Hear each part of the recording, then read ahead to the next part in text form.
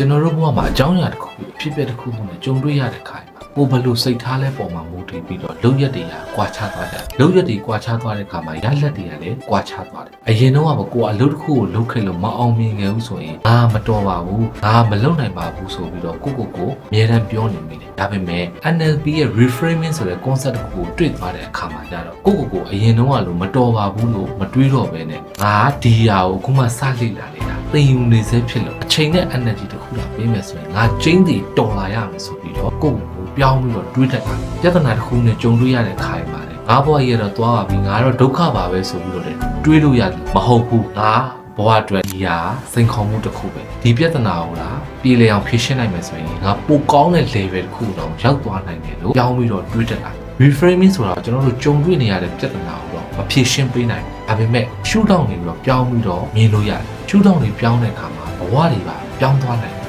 အဲ့ဒါကြောင့်အတွေးတွေကိုအရင်ဆုံးပြောင်းပါအတွေးတွေပြောင်းပါလုပ်ရက်တွေရတယ်ပြောင်းပါလေလုပ်ရက်တွေပြောင်းပါပြီဆိုရင်ရလက်တွေရတယ်ပြောင်းလဲလာပါလိမ့်